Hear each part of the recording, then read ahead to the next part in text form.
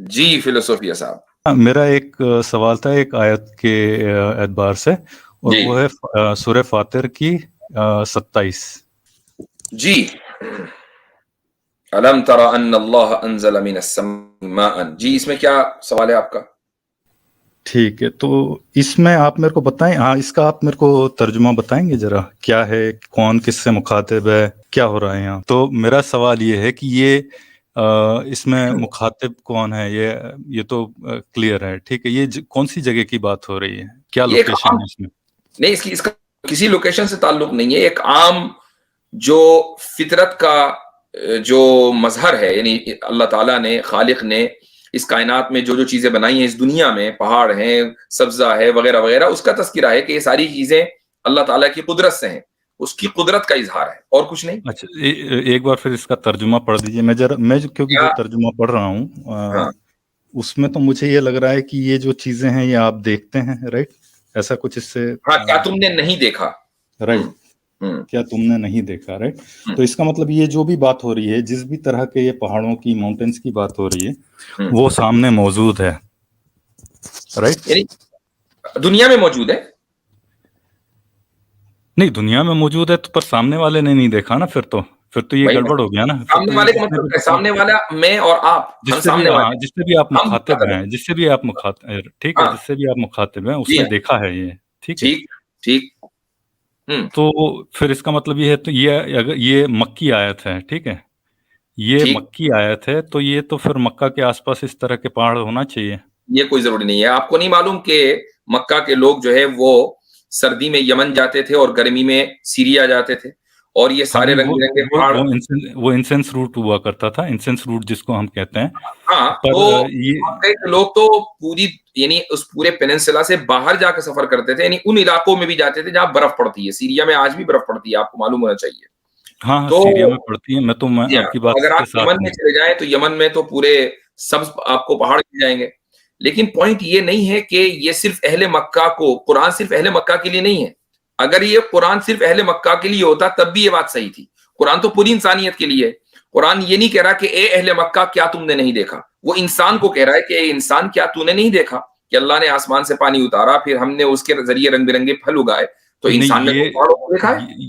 ये जो है, ये करंट फॉर्म में बात हो रही है, ये देखा, पास्ट की बात नहीं हो रही इंसानों के, राइट? जो सामने है उससे बात हो रही है, राइट? ये ये इसीलिए एक मैं आपसे आम तर्जुमा इंसान जानना से बात चाहता हो हूँ, रही है। इसीलिए मैं और आपसे मैं आपको ये तर्जुमा भी जानना। बता दूं, या आपको ये भी बता दूं कि कुरान में जहां रा यरा का माना लफ्ज आता है, तो वो आलिमा के माने में भी होता है, यानी देखना, जानने के माने में भी होता है। ये जरूरी नहीं कि आपने अपनी आंख से देखा हो। अगर आप ये जानते हैं तो भी ये स्टेटमेंट ट्रू है कि क्या तुम नहीं जानते। तो एक आदमी ने मसलन हिमालय का सफर नहीं किया, लेकिन बहरहाल वो जानता है कि हिमालय का पहाड़ मौजूद है, तो ये भी इसमें शामिल है। चलिए, ठीक है, अच्छा, ये आपकी हाइपोथेसिस हो गई, ठीक है, ये मैं आपके इसको रिस्पेक्ट करता हूँ पूरी तरह से। अब ये मेरी मैंने वैसे नहीं हाइपोथेसिस, कहा, ये वैसे हाँ, ही नहीं कहा, ये डिक्शनरी में है। नहीं नहीं, मैं मतलब ये, क्योंकि इसमें जो जो जो मीनिंग आ रहा है, जो तर्जुमा है, उससे तर्जुमा को छोड़ हटके दीजिए। देखिए एक बात सुनिए, मैं तो तर्जुमे के ऊपर रिलाई करता ही नहीं हूं। मैंने लफ्ज बोला अलम तारा, अलम तरा अन्नल्लाह। अब यहां पर मैं आपको एक रूल बता देता हूं कि रआ के माना डिक्शनरी में देखने के आते हैं, लेकिन अगर रआ के साथ ऑब्जेक्ट इस्तेमाल हो, और वो ऑब्जेक्ट एक नहीं दो इस्तेमाल हो, तो अब ऐसी सूरत में रआ जानने के माने में भी इस्तेमाल होता है। ये बाकायदा डिक्शनरी में लिखा हुआ है। तो ये इसलिए तर्जुमे के ऊपर मैं रिलाई नहीं करता, लेकिन मैं थोड़ी देर के लिए तर्जुमे के ऊपर भी रिलाई करूं तब भी कोई मसला नहीं है, क्योंकि ये हर इंसान से कुरान मुखातब है, मुझसे है, आपसे है। कुरान सिर्फ कुरैश के लिए कोई था, तो सारी इंसानियत के लिए।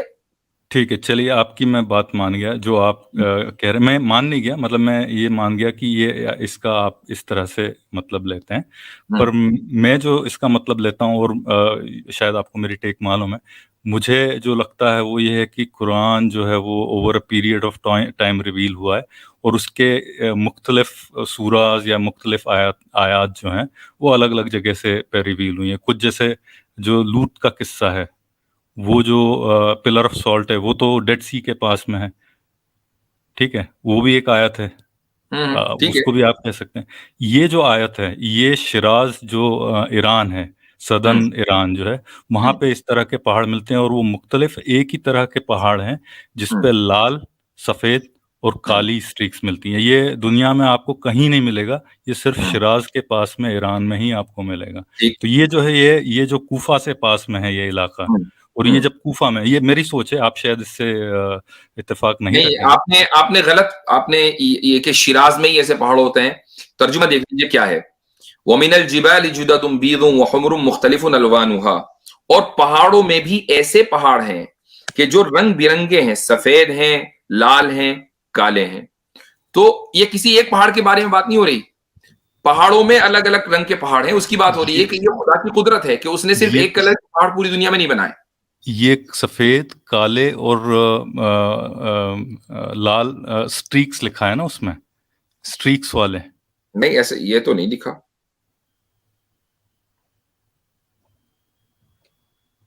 इसमें सिर्फ ये है कि पहाड़ों में भी ऐसे टुकड़े हैं जो रंग बिरंगे, सफेद, सुर्ख उसको आप और टुकड़ा ले रहे हैं, उसको हाँ जो ठीक है, टुकड़ा ठीक है, है, टुकड़ा ठीक जो है, है वो स्ट्रीक्स है। ठीक है, ठीक है। तो चले, मैंने मान लिया कि शिराज में ये पहाड़ हैं। सवाल क्या है इसका, मतलब इस पे एतराज क्या हुआ कि सिर्फ नहीं, ये आयत शिराज वालों के लिए है? मैं ये कह रहा हूँ कि ये जिस भी वक्त में ये आयत लिखी गई होगी, ये मेरे ख्याल से अब्बासियों के दौर में लिखी गई है, और ये कूफा में आपने, मैं, हाँ मतलब अब आए हैं मतलब पे, हाँ मैं यही सोच रहा था। तो अच्छा, मतलब आपको ऐसा क्यों लगता है, मैं एक सवाल आपसे करता हूं, आपको ऐसा क्यों लगता है कि एक आदमी जब अपने सामने कोई चीज देखेगा तो तभी वो किसी चीज को कंपोज करेगा? Point number 1। पॉइंट नंबर 2, आपको ऐसा क्यों लगता है कि कुरान जिस जमाने में नाजिल हो रहा था, यानी मोहम्मद सल्लल्लाहु अलैहि वसल्लम के जमाने में, तो उनको दुनिया का कुछ पता नहीं था?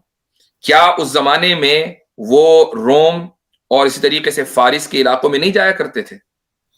तो मुझे ये बता दीजिए, यानी अब्बासी, ये फारिस का इलाका तो हजरत उमर के जमाने में फतह हो गया, आप अब्बासियों तक क्यों लेकर के चले गए?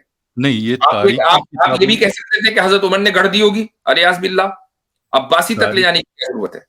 तारीखी किताबों में ये कोई किस्सा नहीं, वाकया नहीं मिलता कि हुजूर जो है वो शिराज या कूफा के इलाके में गए। यमन तक का है। तो भाई हमारा तो ये दावा ही नहीं है कि आप सल्लल्लाहु अलैहि वसल्लम ने ये कलाम लिखा है। हमारा तो दावा ये है कि ये अल्लाह का कलाम है। तो जो अल्लाह, यानी जिस अल्लाह ने पहाड़ बनाई है उसका कलाम है। सवाल ये है कि क्या आपने नहीं देखा? आप ज्यादा से ज्यादा ये कह सकते हैं कि मुखातब ने वो पहाड़ नहीं देखे थे। तो मुखातब यहाँ जो सवाल, ये जो मुखातब पूरी इंसानियत है। ठीक है, अब आप ये कहें कि नहीं, अरब के लोग ये कह सकते थे कि भाई ऐसे पहाड़ कहाँ होते हैं, ऐसे पहाड़ तो कहीं दुनिया में मौजूद ही नहीं है। तो उसका मैं जवाब दे रहा हूं कि अरब के लोग रोमन इलाकों में भी जाते थे, यमन भी जाते थे, फारिस भी जाते थे, यहां तक कि आपकी जो मुल्हिदीन की जो कम्युनिटी है उसमें एक आपका बहुत बड़ा हीरो है, उसका नाम है अली सेना। आपने सुना ही होगा, बिल्कुल नाम तो सुना होगा उसका, बिल्कुल, है ना? उसकी किताब भी पढ़ी होगी। नहीं, वो हीरो नहीं है, आप ये हीरो है, अरे न माने वो है हीरो, क्योंकि सारे उसी को कोट करते हैं। उसकी किताब भी पढ़ी होगी। एक मिनट में वाज़ेह कर दूं, आपने जब अली सीना कहा ना, तो मुझे लगा कि इब्न सीना की आप बात कर रहे हैं। नहीं, मैं अली सीना की बात बड़ा स्कॉलर था, तो मैंने उसका, मैं अली सीना की बात कर रहा हूँ, जो उसकी किताब है ना। ये आप ये कैनेडियन अंडरस्टैंडिंग मोहम्मद, अच्छा, नहीं, वो मैंने नहीं पढ़ी है। अच्छा, चलिए पढ़ लीजिएगा हिदायत की नियत से, कि उसमें चूंकि जो कुछ लिखा है वो निहायत वाहियात लिखा है। उसने एक बात लिखी है, वो ये लिखी कि हारिस बिन कल्दा एक सहाबी थे रदी अल्लाहु अन्हु, और उनका फारिस आना जाना बहुत ज्यादा था, और वहां पर जालिनूस जो कदीम जिस नाम है, तबीब डॉक्टर है वो, तो उसका जो उसकी जो किताबें या उसका जो फन था तिब का, वो दरअसल फारिस के इलाके के अंदर पढ़ाया जाता था। तो हारिस इब्न कल्दा रजी अल्लाहु अन्हु वहां जाते थे, वहां से उन्होंने तिब सीखी, और वापस आकर वो अरबों में जब कोई बीमार होता था तो वो ट्रीटमेंट किया करते थे। तो रसूल अकरम सल्लल्लाहु अलैहि वसल्लम ने भी उनका ट्रीटमेंट लिया है। तो उसने ये एतराज किया कि हदीसों के अंदर जो तिब, बहुत सी हदीसें ऐसी हैं कि जिनका ताल्लुक तिब से है, मेडिकल से है, तो ये दरअसल हारिस इब्न कल्दा से सीखा है, और वो फारिस से सारा लेकर आए थे, मोहम्मद सल्लल्लाहु अलैहि वसल्लम ने उसको ऑन कर लिया। तो अब पॉइंट ये है कि आप एक, जहां मर्जी होती है वहां आपकी जो कम्युनिटी है वो अपनी बात कर देती है। चूंकि यहां मफाद इसमें था कि फारिस से कनेक्शन को साबित किया जाए, तो ये मान लिया गया कि हारिस इब्न कलदा मोहम्मद सल्लल्लाहु अलैहि वसल्लम के दौर में और आपसे पहले भी फारिस जाया करते थे। अब चूंकि आपका मफाद इस ऑब्जेक्शन से इसमें है कि फारिस से कनेक्शन को साबित ना किया जाए, लिहाजा आपने कहा कि वो तो फारिस को जानते ही नहीं थे। नहीं, मेरा सवाल ये नहीं, दोनों अलग अलग चीज़ें हैं। आप जो बात कर रहे हैं, जो इब्न खालदा जो है उसका लोकेशन जुंडी शाहपुर से उसका ताल्लुक था, ठीक है। वो तो ईरान का इलाका था, वो तो आप सही बोल रहे हैं, पर वहाँ तो एस्टेब्लिश्ड है कि ए प्रायोरी अगर आपको कोई इन्फॉर्मेशन है कि वहाँ पे एक यूनिवर्सिटी हुआ करती थी जो उस जमाने में नहीं, ना कोई यूनिवर्सिटी थी ना कुछ था, लेकिन मुझे अभी जुंडी शाहपुर, सुन लीजिए, उसको डिबंक किया जा चुका है। मुझे उस मौजू पर बात नहीं करनी है, मैं इसी मौजू पर रहना चाहता हूँ। वो तो मैंने अपने आर्ग्यूमेंट के तौर पर दिया, वरना मौजू कहीं से कहीं और चला जाएगा। क्या आप ये कह रहे हैं कि जिस जमाने में कुरान नाजिल हो रहा था उस जमाने में अरबों को फारिस का पता नहीं था? क्या आप ये कह रहे हैं? नहीं, ऐसा नहीं कह रहा हूं मैं। क्या आप ये कह रहे हैं कि अरबों में से कुछ लोगों ने फारिस का सफर नहीं किया था? नहीं, ऐसा भी नहीं कह रहा हूं, बिल्कुल। तो आपकी जब ये दोनों बुनियादी आप नहीं मान रहे हैं, तो फिर आप ये कैसे कह रहे हैं कि उनको पता नहीं होगा कि शिराज में इस तरह के पहाड़ हैं? नहीं, फिर इस आयत का कोई मतलब ही नहीं रह जाता। फिर इसको क्यों डाला गया है यहाँ पे? मतलब ये बिल्कुल ये है कि वेस्टेज ऑफ वैल्यूएबल रिसोर्स। अगर आप इस बात है कि अरब के अंदर जो पहाड़ है उनका कलर कैसा, सीरिया के अंदर, यमन के अंदर पहाड़ है उनका कलर दूसरा, और शिराज के अंदर पहाड़ है तो उनका कलर तीसरा, दुनिया भर में आप माउंट एवरेस्ट चले जाए तो उसका कलर दूसरा। तो पॉइंट ये है कि अल्लाह ताला कुदरत की बहुत सी, फितरत की जो चीजें हैं इस दुनिया के अंदर, उनका जगह जगह इजहार करता है अपनी कुदरत बयान करने के लिए। क्या कुरान ने ये नहीं कहा कि हम बारिश बरसाते हैं? क्या कुरान ने ये नहीं कहा कि हमारी ये कुदरत है कि हम दिन और रात का ये फेर हमने लगा रखा है, ये हमारी कुदरत की निशानी है? तो कुदरत की निशानियों के तौर पर इन पहाड़ों का भी तस्करा है। नहीं मुफ्ती साहब, ये तो बिल्कुल हो गया। ये जो इसमें जो कहा गया है उसको अगर आप ध्यान में रख के बोलेंगे तो ये बिल्कुल आपको मानना पड़ेगा कि यहाँ तो फिर इसकी जरूरत ही नहीं थी, क्योंकि ये वेस्ट ऑफ वैल्यूएबल रिसोर्स है, राइट।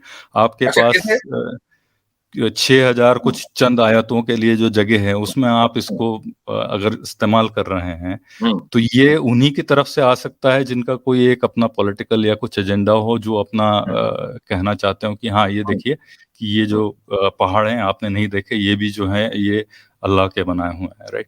तो ये मेरी तरफ मैं वेस्ट ऑफ रिसोर्सेज की बात कर लेता हूँ। कुरान का आपको क्या लगता है कि सब्जेक्ट मैटर क्या है?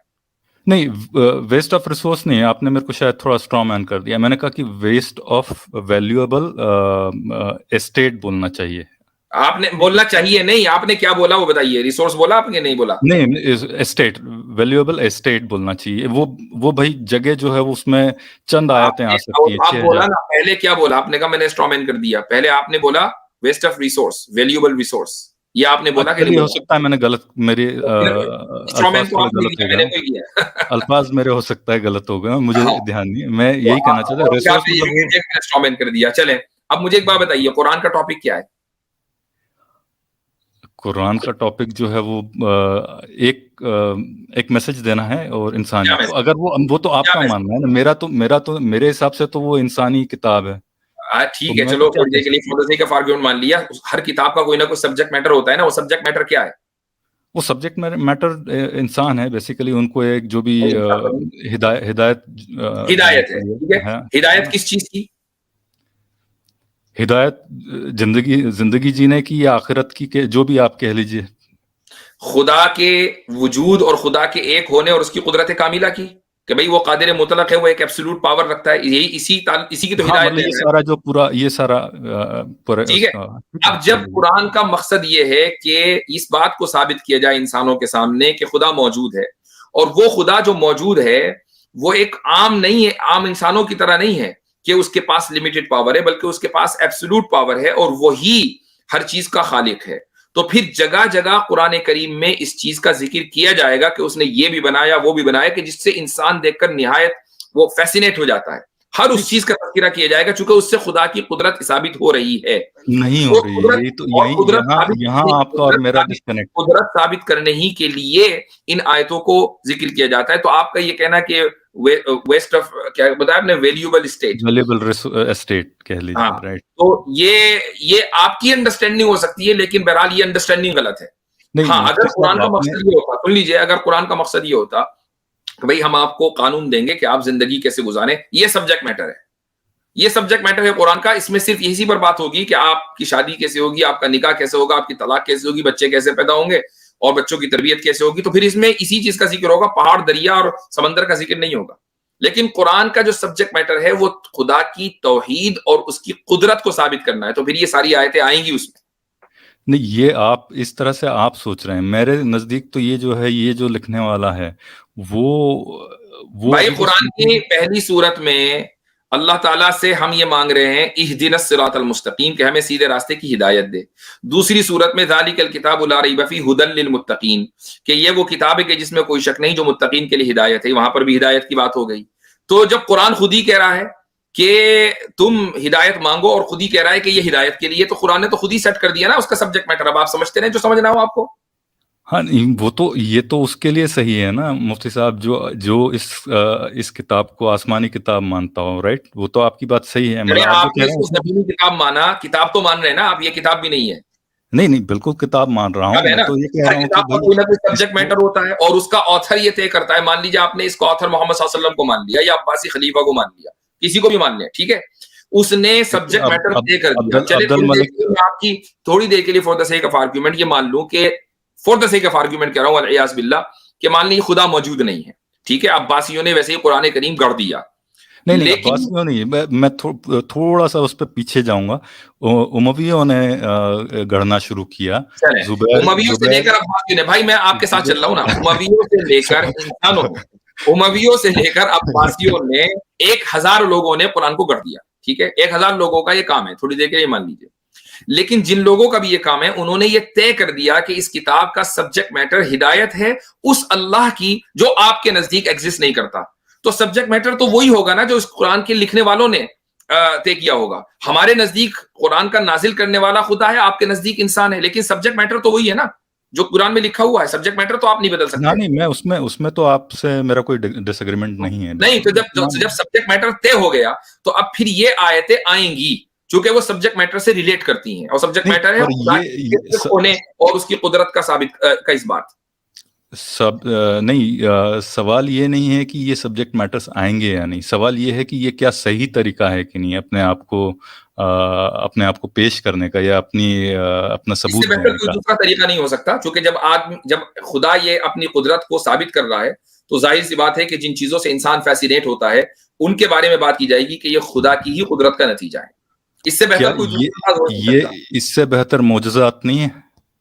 उनका भी जिक्र है, उन नहीं, मोजज़ात को उनका आप मानते जिक्र हैं? नहीं, वो तो फिर नहीं, एक मिनट, आप ना उन ना ना मोजज़ात को ना मानते ना हैं? ना, एक मिनट आप एक मिनट, मैं हज़रत फिनिश इब्राहीम कर को आग दूं। में डाल के ज़िंदा निकाला, आप उसको मानते हैं?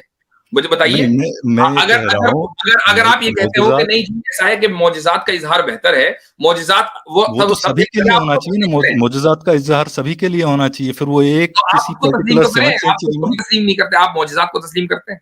नहीं, मैं तो उसको भी, तो मेरे फिर लिए तो मेरा तो मेरा तो जो फिर मेरी तो जो फिर ये मयार मशवरे, ये खुदा को मशवरे क्यों दिए जा रहे हैं कि नहीं ये होता? आप तो उसको भी नहीं मान रहे ना।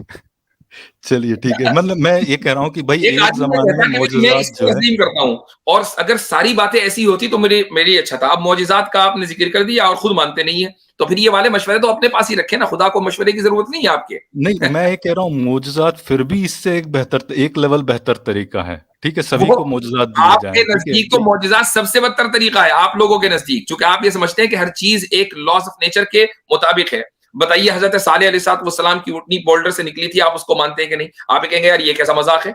हज़रत हुँ। इब्राहीम आग से निकल गए थे ज़िंदा, ये कैसा मज़ाक है? आप ही लोग उसको उसका मज़ाक उड़ाते हैं।